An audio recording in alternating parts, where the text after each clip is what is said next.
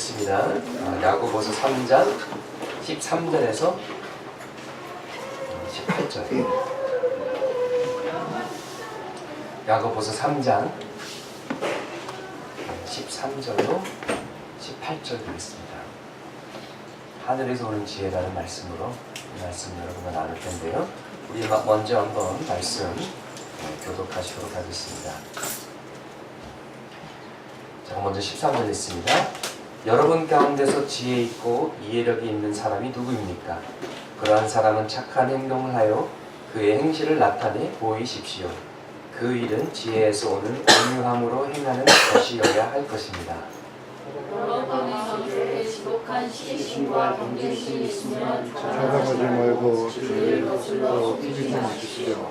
이러한 지혜는 위에서 내려온 것이 아니라 땅에 속한 것이고 육신에 속한 것이고 악마에게 속한 것입니다. 시기심과 경쟁심이 있는 곳에는 혼란과 온갖 악한 행위가 있습니다.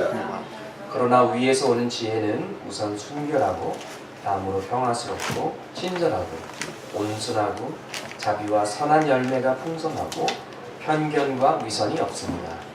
정의의 열매는 평화를 이루는 사람들이 평화를 위하여 그 씨를 뿌려서 거두어내는 열매입니다. 아멘. 야고보서는 어느 성경의 66권 중 어느 책보다도 행함을 강조하는 그런 책입니다. 이 야고보를 쓴 예수님의 동생 야고보가 율법을 잘 지키며 모범생으로 자랐기 때문에 그 영향을 받았을지도 모르겠습니다. 그러나 우리 성경을 읽다 보면은 한꺼번에 모든 걸 다 강조할 수는 없거든요.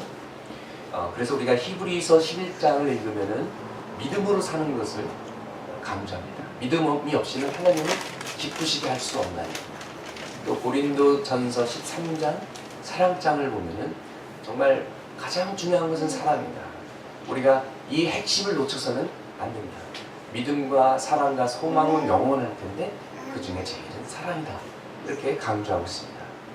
또 로마서가 예수 그리스도의 십자가를 통한 의, 스스로 쌓는 의가 아닌 복음으로 받는 의로움, 그래서 우리가 하나님 앞에 의롭다함을 받고 구원을 받는 이것을 로마서가 신학적으로 잘 정리해서 선포하고 있습니다. 우리 오늘 읽는 이 본문이 담긴 야고보서는 그리스도인의 성화된 삶, 이제 예수를 믿었으니 우리가 어떻게 살아야 될 것인가, 이제 예수를 믿었으니까 율법과 정직하게 사는 것과 착하게 사는 이런 것은 이제는 상관없다가 아니라 오히려 예수를 믿기 때문에 전보다도 더 정직하게 살아야 되고 전보다도 더 거룩하게 우리가 크리스천이라고 불리는 그 이름에 맞게 합당한 삶을 살아야 되는 것입니다. 그래서 야고보서는 행함이 없는 믿음은 죽은 믿음이다. 참된 신앙이란 고아와 과부들을 돌보며 세상에 물들지 않는 것이다. 이렇게 가르치고 있습니다. 오늘날 한국 교회에 꼭 필요한 말씀이라고 생각합니다. 한국 교회는 성경 지식도 많고 어떤 뜨거운 열정은 있는데 행함과 실천에서 많이 부족한 것을 저희가 볼 수가 있습니다. 아니, 우리 자신이 깨닫지 않아도 한국 사회가 그렇게 지적해 줍니다. 교회가 교회답고 크리스천들이 크리스천답게 생각할 때 사회가 더 이상 교회를 걱정하지 않을 것입니다. 우리에게 오늘날 절실히 필요한 것은 성경 공부가 아니라 성경 실천입니다. 성경의 적용입니다. 물론 성경 공부도 필요하지만 성경 공부와 동시에 실천하는 삶이 필요한 것입니다. 이제 우리가 너무 배우는 것에 치중하지 말고 순종하는 데 집중해야 될 것입니다. 이제 더 이상 그만 말하고 복음을 살아내야 될 것입니다. 보여줘야 될 것입니다. 더 배우려는 그런 목마름이 있다면 동시에 그 배운 말씀을 실천하려는 그런 목마름도 같이 있어야 될 것입니다. 저희 새소망교회는 하나님과 성경에 대해 많이 아는 성도로 알려지는 것보다 정말 새소망교회는 말씀대로 살더라, 말씀을 따라 살더라, 이렇게 알려지기를 소망합니다. 그러자면은 이 적용하는 지혜, 또 삶에서 구체적으로 응용하는 지혜가 필요합니다. 그 지혜는 끝없는 선택과 집중인데요. 지혜의 근본은 하나님이십니다. 우리가 언제나 하나님을 선택하고 하나님의 길, 옳고 생명이 되는 길을 선택해야 될 것입니다. 하나님께 집중해야 될 것입니다. 지혜의 원천도 하나님이십니다. 하나님의 말씀입니다. 우리가 매일 하나님의 말씀을 선택해야 될 것이고요. 없는 시간도 쪼개서 말씀을 묵상할 때 하나님의 지혜라는 비타민을 우리 영혼이 섭취하게 됩니다. 여러분, 시간이 남아 돌아서 성경을 읽는 사람은 없습니다. 우리가 시간을 만들지 않으면 그 시간은 절대 오지 않습니다. 여러분, 그렇지 않습니까? 저도 운동해야지 늘 생각하는데 게을러서 잘 못하고 있습니다. 만들어야 되거든요. 여러분, 지혜를 원하십니까? 그러면 지혜를 얻는, 지혜를 다운로드 받는 시간을 만드셔야 될 것입니다. 그리고 그 자체가 지혜로운 것이죠.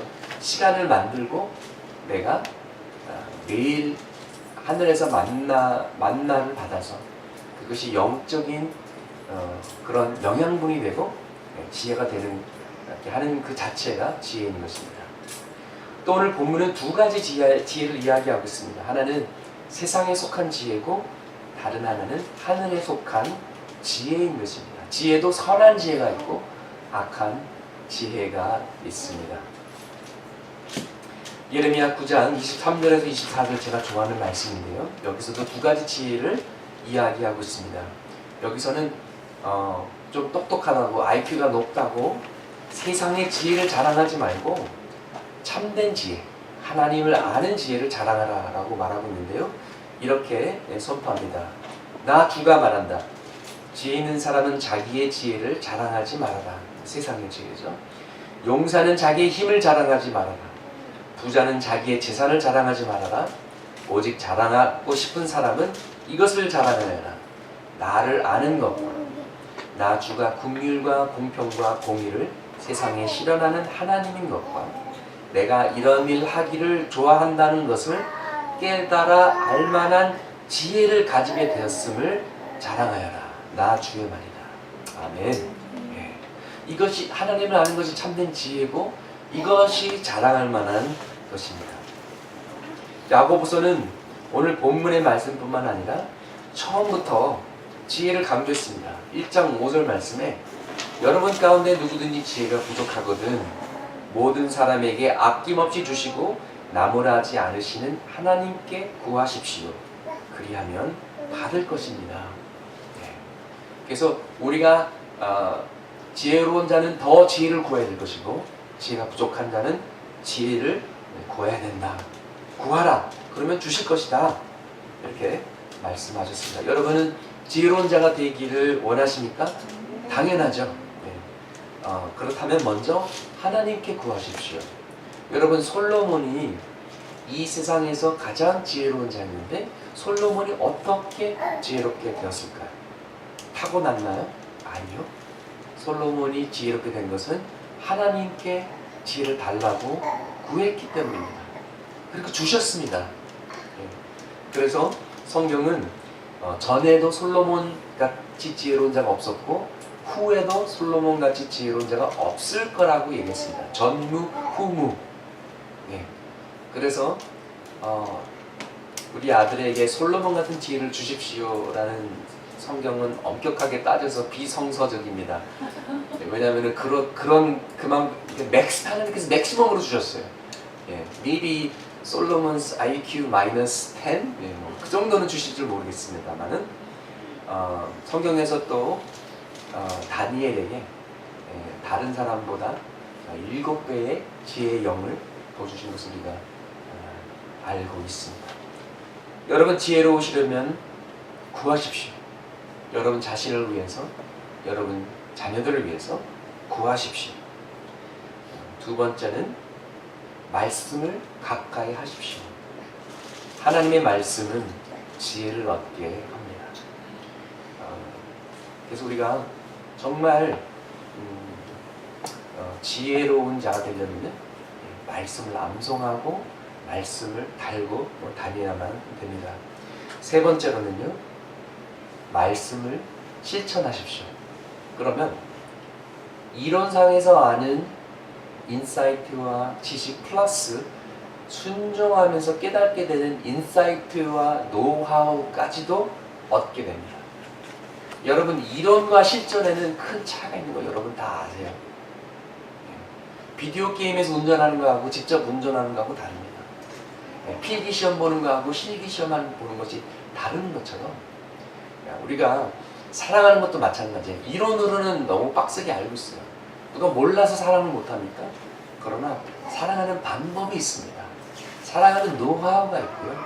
사람마다 적용하는 부분들이 다른 것을 우리가 알게 됩니다. 우리 자녀를 사랑하면서, 부모를 사랑하면서 똑같은 배에서 나왔지만 이 아이는 이렇게 사랑하는 것이 맞고 이 아이는 이렇게 사랑하는 것이 맞구나, 이런 지혜를 얻게 되는 것이죠. 예수님께서 가르치시기를 말씀을 실천하는 자는 지혜로운 자요 반석 위에 집을 세운 자와 같다. 폭풍이 올 때 흔들리지 않을 것이다. 그러나 말씀을 알고도 실천하지 않으면 어리석은 자요 모래 위에 집을 세운 자와 같다고 했습니다. 그래서 정말 우리가 실천하지 않으면 어리석은 자가 되는 것이고, 모래 위에 지은 집에 사는 것처럼 위태로운 위치에 있는 것입니다. 오늘 본문 13절 말씀에 이 지혜를 삶으로 나타내라 라고 말하고 있습니다. 그런데 그것이 착한 행동으로 나타나는 것이고요, 선한 일을 많이 하라고 했습니다. 여러분은 여러분의 시간과 돈과 에너지와 열정을 어디에다가 투자하십니까? 여러분의 시간을 따라가고 돈을 따라가고 관심과 에너지를 따라가 보면은 그것이 여러분께서 소중히 여기는 것이라는 것을 우리가 알 수가 있습니다. 예수님께서 가르치실 때 마음에 있는 곳에 보물이 가고 돈이 가는 것이 아니라 돈이 가는 곳에 너의 마음이 있고 너의 열정이 있고 너의 가치관이 있다라고 가르쳐 주셨습니다. 그래서 사실은 우리의 예산을 보면 우리가 소중히 여기는 것이 무엇인지 알 수가 있는 것이죠. 우리가 어디에다 투자를 하고 어디에 관심을 갖고 있는지. Where your treasure is, there will your heart be also. 그렇기 때문에 우리는 선교에 투자를 해야 됩니다. 성경 보급하는데 투자를 해야 됩니다. 또 불우한 이웃과 결식하는 아동들 돕는데 투자해야 됩니다. 그것이 한 달에 10,000원이든 뭐 얼마든 간에 끊임없이 우리가 기억해야만 되는 것입니다. 우리가 청년 실업 문제를 내 문제처럼 고민해야 될 것입니다. 직업 창출에 대해서 고민해야 될 것입니다. 다음 세대 우리가 어떻게 하면은 성품 교육을 시킬 수 있을까? 인성 교육을 시킬 수 있을까? 어떻게 하면은 건강한 성 교육과 건강한 그 의식이 이 사회에 자리를 잡을 수 있을까? 또 어떻게 하면은 우리가 하나님 안에서 소명 의식을 발견할 수 있고 우리의 은사를 제대로 활용할 수 있을까? 우리가 어떻게 하면은 실질적으로 탈북자들이 이 땅에서 적응하고 우울하지 않고 이 땅에서 성공할 수 있도록 도울 수 있을까? 어떻게 하면 우리가 다문화 가정들을 또 그 자녀들을 품고 선교도 하고 도와줄 수 있을까? 어떻게 하면은 이런 우리가 할 수 있는 선한 일들이 1000가지, 10,000가지가 있는데 하나님께서 우리를 다 다르게 만드셨습니다. 다 다른 은사를 주셨습니다. 그래서 그것을 가지고 각자 사명과 부르심과 탤런트가 다르지만은 이 정말 우리가 찾기만 하면 무궁무진한 선한 일들을 찾아서 하나님께 영광을 돌리라고 하시는 줄 믿습니다. 이런 일들을 지혜로운 자들이 하는 줄 믿습니다. 자기 동네에서 내가 할 수 있는 일, 내가 갖춰진 그 은사를 가지고 하나님께서는 우리에게 절대로 못하는 것을 시키지 않습니다.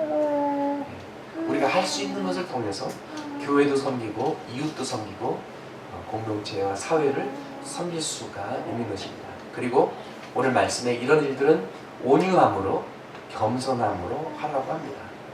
여러분, 겸손은요 자신을 과대평가하는 것도 아니고요 과소평가하는 것도 아닙니다. 죄송합니다. 제가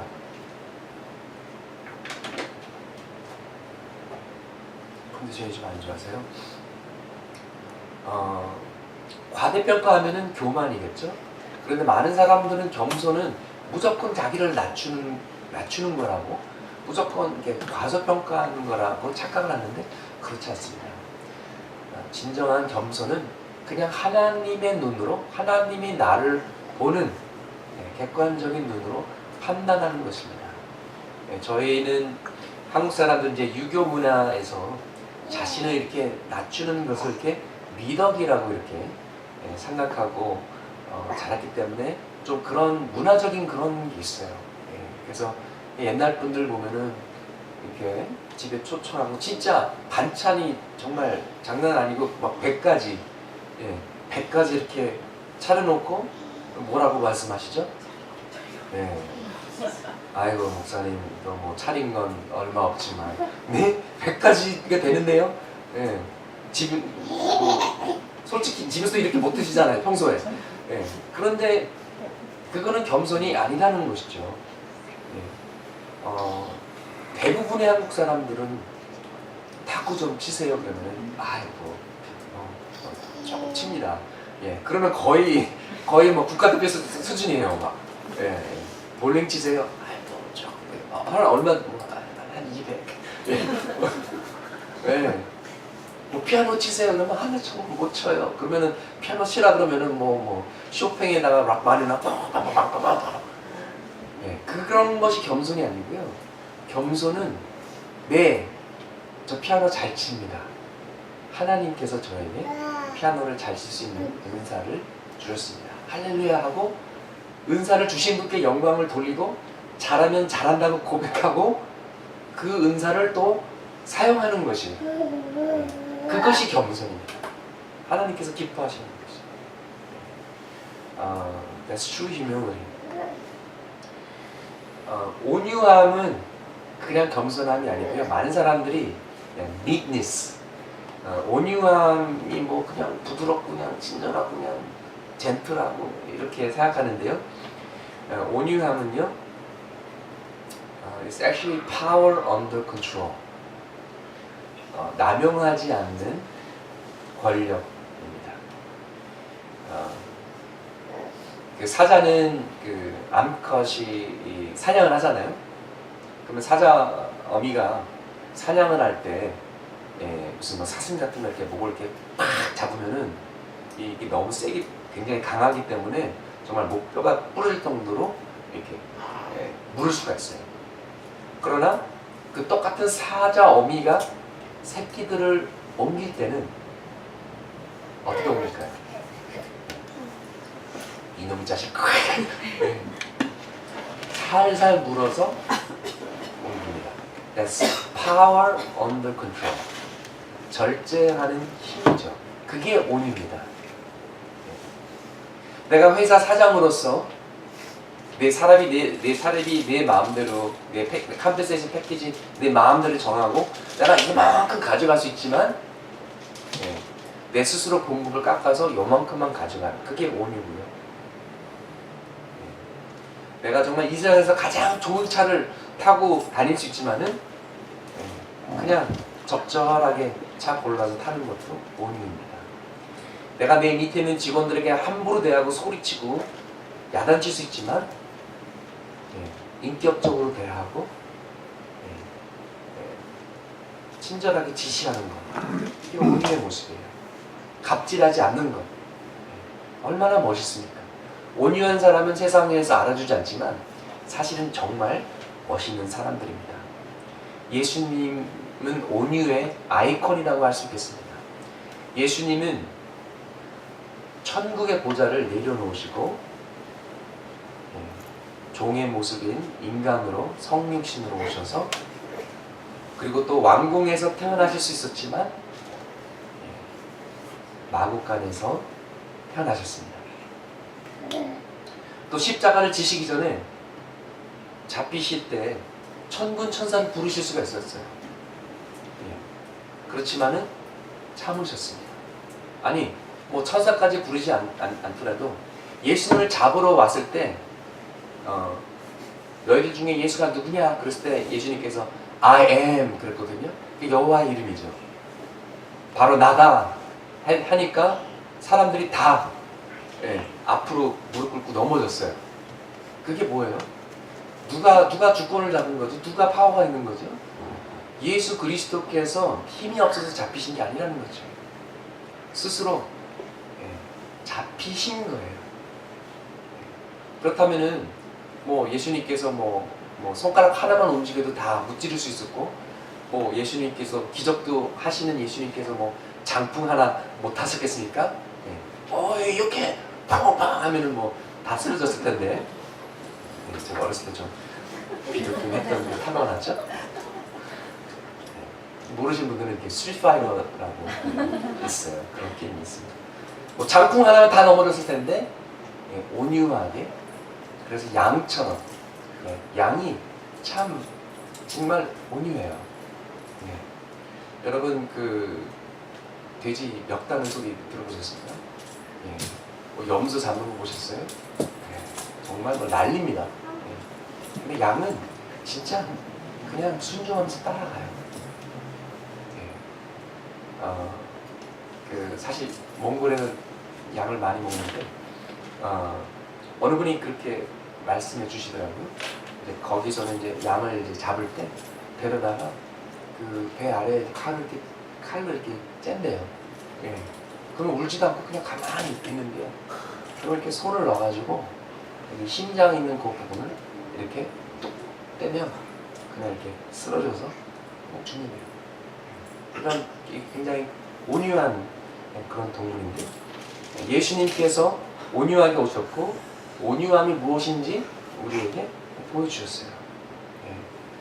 자기가 좀 돈 좀 벌었다고 의시되는 사람들 한국 종종 보는데 정말 꼴불견이지 않습니까? 내가 좀 유명해졌다고 막 어깨에 막 힘주고, 심지어 목사님들 가운데서도 나는 뭐 대형교회 담임 목사다, 내가 뭐 책을 뭐 한 10권 이상 썼다, 그런 분들도 있어요. 그러나 그런 것은 예수님의 모습이 아닙니다. 온유의 모습이 아니고요, 지혜로운 자의 모습이 아닙니다. 예수님께서 온유한 사람은 복이 있다, 그들이 땅을 차지할 것이다. Blessed are the meek, for they will inherit the earth. 하나님을 불신했던 출애굽 세대는 언약의 땅을 차지하지 못했지만 여호수아와 그 다음 세대는 땅을 차지했습니다. 온유한 자가 하나님의 약속을 차지하는 줄 믿습니다. 또 예수님께서 마태복음 10장 15절에 16절에 이렇게 말씀하셨죠. 너희는 뱀과 같이 슬기롭고 비둘기와 같이 순진해져라. Be as shrewd as snakes and as innocent as doves. 이 말은 뱀도 지혜롭다는 말이죠. 그리고 악한 지혜가 있고 선한 지혜가 있다는 것입니다. 세상에 속한 지혜가 있고 하늘에서 오는 지혜가 있습니다. 여러분 보이스피싱 사기도 진화한 걸 아십니까? 옛날에는 굉장히 좀 어설펐어요. 뭐 이렇게 중국에다가 본부를 두고 뭐 조선족 사투리에다가 고객님 당황하셨습니까? 뭐 이러고 근데 이제 뭐 유튜브 뭐 퍼지고 다 이제 알았죠. 근데 지금은 아주 지능적으로 사람을 속여서 돈을 피하면서 갑니다. 안녕하십니까. 여기 서초구 경찰서인데요. 뭐 귀하의 통장이 뭐 범죄에 이용됐습니다. 그래서 돈이 더 이렇게 빠져나가는 것을 방지하기 위해서 안전한 통장으로 좀 이동해야 되는데 여기다가 뭐 보내주십시오. 그래가지고 굉장히 지혜롭지 않습니까? 근데 이 지혜는 세상의 지혜라는 것이죠. 15절에 땅에 속한 것이고 육신에 속한 것이고 악마에게 속한 것이다 라고 말하고 있습니다. 그리고 이 한가운데에 시기심과 경쟁심이 있습니다. 2000년 기독교 역사 가운데 그리스도인은 성화를 이루기 위해서 죄와 싸우며 굉장히 몸부림쳤는데 그 중에서도 이 7가지는 굉장히 심각한 죄다. 뭐 살인죄, 뭐 간음죄 이런 것뿐만 아니라 이거는 굉장히 우리가 경계해야 된다. 그래서 7가지 심각한 죄를 가려내서 소위 Seven Deadly Sins라고 부르고 있습니다. Pride, envy, gluttony, lust, anger, greed, sloth 아니면 laziness 교만, 시기심, 탐식, 욕정, 분노, 욕심, 게으름입니다. 철저히 자기중심적이고 이기적이고 손해보기 싫어하고 양보하지 않고 똥꼬집과 자존심 지키면서 살면 이렇게 되는 것이죠. 결국은 욕심쟁이의 삶입니다. 베풀고 나누는 삶이 아니라 가지고 또 가지는 그런 삶이죠. 어떻게 하면 내가 이 사람 이용해 먹을까? 수지타산만 따지는 이런 마인드셋인 것입니다. 예수님의 12제자 가운데서도 시기심과 경쟁심이 있었을까요? 없었을까요? 있었습니다. 어느 날 요한과 야고보의 어머니가 와서 예수님께 이제 로비를 하죠. 예수님이 이제 왕이 되실 줄 알고 예수님께서 그 높은 자리에 올라가시면 아들 하나는 좌의정 또 아들 하나는 우의정으로 삼아 주십시오. 이렇게 로비를 하고 가셨어요. 그러니까 다른 10제자들이 다 분노합니다. 근데 그 분노하는 이유가 그건 아니지, 그거는 옳지 않아 이렇게 분노하는 것이 아니라 우리 엄마는 뭐 하고 있는 거야? 왜 쟤네들 엄마가 먼저 간 거야? 이 경쟁심과 시기심에서 분노했던 것이죠. 그리고 예수님께서 3년을 가르치셨잖아요. 3년을 훈련시켰잖아요. 그러면 조금 온유함과 섬김과 겸손함 이런 걸 좀 배워야 될 텐데 이제 예수님께서 십자가하기 바로 전날까지도 시기와 경쟁심과 교만의 모습을 보였어요. 이제 최후의 만찬을 가지려고 이제 다락방에서 식사를 하기 전에 발을 씻어야 되는데 보통 그 집에 종이 발을 씻는 일을 하는데 종이 없었나 봐요. 그래서 그래도 누군가가 씻어야 되는데 다 팔짱 낀 자세로 I'm not doing it. You do it. 뭐 미쳤냐? 내가 하게. 네가 해. 막 이러는 상황에서 예수님께서 아마도 한숨을 푹 쉬시고 예수님께서 일어나셔서 제자들의 발을 씻으신 것이죠. 여러분, 만약에 이제 부부인 경우 부부가 저녁에 잘 때 불을 꺼야 되는데 누가 불을 끄나요?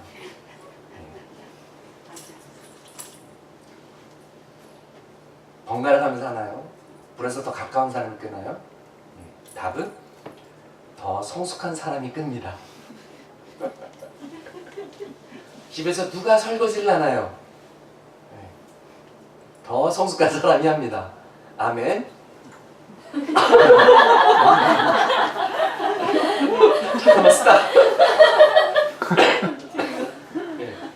다시 한번 해보겠습니다. 누가 잘 때 누가 불을 끄나요? 더 성숙한 사람이 끕니다. 아멘. 아멘. 아멘 안 하신 분들은 뭔가요? 야곱에서 뭘 강조한다고 그랬죠? 적용, 행함, 순종. 네. 여러분 다 다른 거 다 잊어버리셔도 이거 하나만 순종하셔도 네. 작은 것에서 사실 우리들의 성품과 신앙이 나오지 않습니까?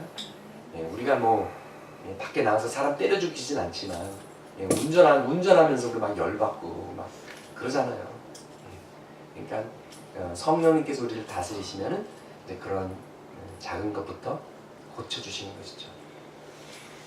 시기와 경쟁심의 불행한 예가 성경에 나오는데요. 사도행전 5장에 아나니아라는 남편과 삽비라라는 아내가 나옵니다. 초대교회는 성령이 충만했습니다. 은혜가 충만했고 사랑이 충만했습니다. 그래서 사도행전 4장 34절에 보니까 가난한 사람이 한 사람도 없었다고 기록하고 있습니다. 왜냐하면 땅이나 집을 가진 사람들이 팔아서 사도들에게 교회에 헌금하고 사도들은 또 이것을 가지고 공동체 사회복지 시스템을 운영하고 있었어요. 당신 장학금 필요해? 당신 먹을 게 없어? 도와준 거예요. 서로 경쟁의 관계가 아니라 상호 협력 관계가 되는 것이죠. 서로 도와주는, 협력하는 지상의 천국 같은 사랑의 나눔 공동체가 세워진 것입니다. 그러니까 바나바 같은 이제 사도가 자기 밭을 팔아서 전액을 그냥 다 헌금했어요. 그러니까 사람들 눈에도 와 되게 멋있다.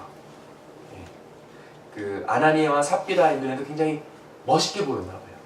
이런 것이 부러웠나 봐요. 그러면서 선한 경쟁심보다도 어떤 시기와 경쟁심이 삭혔어요. 자기네들도 정말 교인들 앞에서, 교회 앞에서 칭찬받고 싶은 그런 욕심이 생겼는데 또 돈에 대한 욕심을 다 내려놓자니 힘들었던 거예요. 하나님께 칭찬받고 싶은 욕심, 또 돈에 대한 욕심 동시에 있었던 것입니다. 그래서 어떡하지? 그러다가 결국 그들이 땅을 팔아서 다 바치는 척하고 얼마는 따로 떼어놓았습니다. 물론 이들이 뭐 얼마를 헌금하는 그거는 그들의 자유고 그들의 권리입니다. 자기 땅, 자기 돈인데 뭐 누가 뭐라고 합니까? 그런데 속였던 것이죠. 근데 반은 자신들이 갖고 반은 바치면은 이 와우 효과가 좀 와우 팩터가 좀 없잖아요. 그리고 다 팔아가지고 여기 다 있습니다. 몽땅 다 드립니다. 빵! 빵빵! 올인! 이건 멋있잖아요. 와! 막 이런 거를 노렸는데 그래서 사도들을 속이고 그러나 그것이 결국 성령을 속이고 하나님을 속인 것이 되어서 심판을 받게 되는 것이죠. 쓸데없는 시기와 경쟁심 그리고 욕심, 허영에서 나온 결과였습니다. 그 결과는 처참했습니다. 우리가 성경을 읽으면서 이건 좀 셌다, 이건 좀 심했다 라고 아마 처음 읽는 분들은 거짓말 했다고 죽었어? 오마이. 근데 하나님께서 복음의 진실성이 생명 같은 이제 막 시작하는 이 시점에서 거짓은 허용하지 않겠다고 분명히 하신 것입니다. 칼같이 다루셨습니다. 그래서 이 부부는 목숨을 잃었습니다. 온 교회에 큰 두려움과 경각심이 생겼습니다. 거짓에 대해서는 zero tolerance, 무관용 정책, 거짓은 엄중하게 처벌한다는 것을 보여주는 것이죠. 여러분, 복음 공동체에 거짓의 영이 들어오면 끝입니다. 거짓말하는 사람들이 모이는데 그러면 예수가 부활한 것도 거짓말 아니야? 그러면 끝이잖아요. 그래서 진실성이 생명과도 같기 때문에 하나님께서 이렇게 아주 엄하게 다루셨다고 생각됩니다. 관계도 그렇지 않습니까? 가장 기초적으로 깔려 있어야 되는 것이 신뢰인데 내가 이 사람을 믿지 못하면, 내가 의사를 믿지 못하고 내가 이 사람을 믿지 않으면 결혼할 수 없잖아요. 그래서 신뢰를 상실하면 안 되기 때문에 모든 관계 기초는 신뢰이기 때문에 그 다음에 사랑을 쌓고 존중을 쌓고 쌓아갈 수 있기 때문에 하나님께서 이렇게 하셨습니다. 아나니아와 삽비라는 자기 나름대로 지혜로웠던 사람입니다. 아, 그런 방법이 있구나. 그러나 그 지혜는 악마의 지혜였습니다. 세상에 속한 지혜였고 결국은 망했습니다. 여러분, 세상의 지혜를 부러워하지 마세요. 세상의 지혜로 돈 불리는 방법, 그런 거 부러워하지 마세요. 뭐 비트코인 투자로 재테크해서 뭐 한 방에 부자 돼서 이런 거에 넘어가지 마세요. 16절 말씀에 시기심과 경쟁심이 있는 곳에는 혼란과 온갖 악한 행위가 있습니다 라고 말하고 있습니다. 교회에서도 마찬가지입니다. 교인들 사이에 시기심과 경쟁심이 있으면 안 됩니다. 서로 싸우게 됩니다. 부서들끼리 서로 협력하지 않습니다. 때로는 같은 회사인데도 부서들끼리 협력하지 않는 걸 보잖아요. 때로는 같은 교회인데도 부서들끼리 서로 협력하지 않는 걸 봐요. 저는 봤습니다. 같은 교회 안에서 1부 성가대, 2부 성가대, 3부 성가대 서로 시기하고 질투하더라고요. 노래 잘 부르는 사람 있으면 야 1부 예배는 너무 일러 2부 예배로 와. 야 3부 예배 간식이 더 좋아. 막 이렇게 꼬시면 멤버들 뺏어가는 거 봤고요. 큰 행사마다 목사님 그래도 2부 예배가 대예배인데 2부 성가대가 서야 되지 않겠습니까? 막 이렇게 다투고요. 또 성가대하고 또 찬양팀하고 사이가 또 안 좋더라고요. 참. 그리고 심지어 교회에서 받는 제자 훈련이나 또 단기 선교를 가는 것도 훈장처럼 생각하는 사람들이 있어요. 단기 선교 몇 군데 갔다 왔어? 3군데. 난 5군데 다녀왔어. 제자 훈련 받았어. 근데 또 대형 교회는 또 이렇게 그 부목사님들이 이제 제자 훈련을 하거든요. 그러면은 또 교인들끼리 또 부목사님 또 랭킹이 있어요. 그래가지고 저한테 제자 훈련 받은 분들도 나는 조철이 목사님하고 제자 훈련을 받았다고 막 자랑하고 다니고요. 뭐 기분이 나쁘진 않았지만, 그러다가 이제 뭐 사랑의 교회 이제 뭐 거의 뭐 초창기 멤버가 딱 오면은 그래 나는 옥하는 목사님한테 진짜 그러면 이제 찍소리 못하죠. 근데 이런 것들은 훈장이 아니고 자랑할 것이 아닙니다. 시기하고 질투할 그런 내용이 아닙니다. 제자 훈련이 성공하느냐 실패하느냐는 지식만 강조하느냐 아니면 지식과 동시에 실천을 강조하느냐에 달려 있습니다. 삶을 나누어야지 이론만 얘기하면 뭡니까?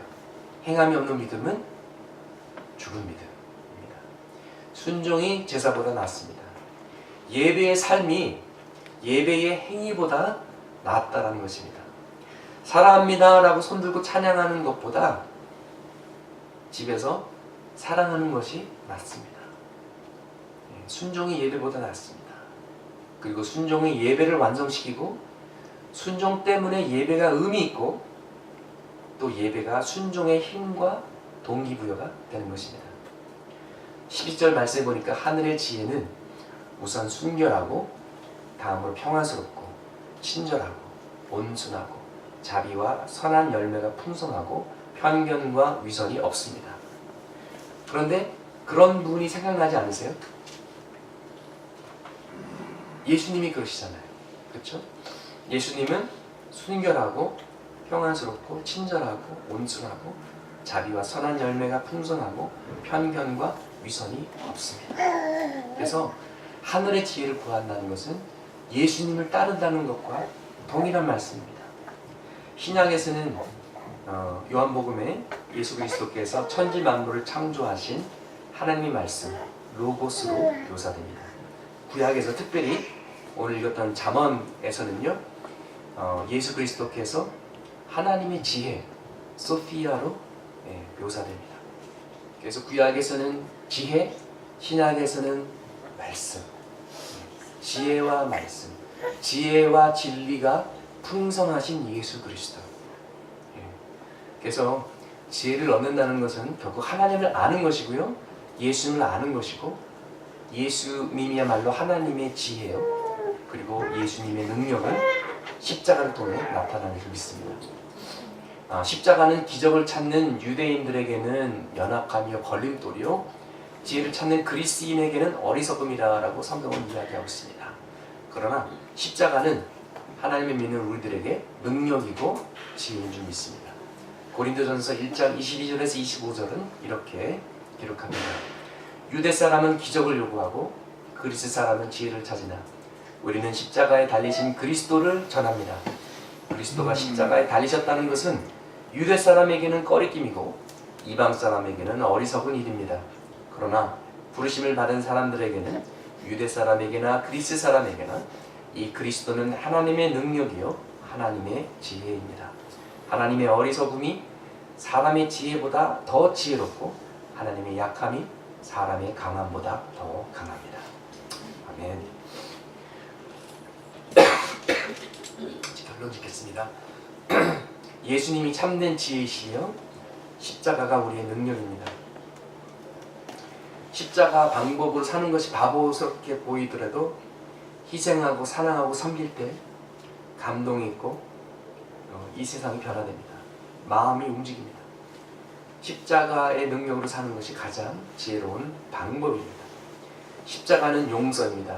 화해입니다. 양보입니다. 손해보는 것 같지만 이 세상에 구원과 평화가 오는 길은 십자가 외에는 없습니다. 18절 말씀에 피스메이커 이야기가 나옵니다.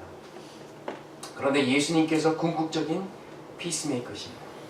그리고 그 평화는 십자가의 복음을 통해서 이루어졌고 앞으로도 이루어질 것입니다. 진정한 남북의 통일과 연합도 십자가의 화해와 용서의 은혜 없이는 이루어질 수가 없습니다. 우리가 지혜를 구한다는 것은 무엇입니까? 예수님을 구한다는 것과 같습니다. 예수님과 동행하며 예수님을 따른다는 것입니다. 십자가의 능력으로 지혜롭게 산다는 것입니다. 그래서 오늘 우리 모두 다시 한번 십자가 앞에 나아가기를 소망합니다. 그리고 지혜를 구하기를 원합니다. 말과 마음만이 아닌 삶으로 참된 예배자가 되기를 소망합니다. 기도하시겠습니다. 주님, 우리가 세상의 지혜가 아닌 하늘의 지혜로 살게 하여 주시옵소서.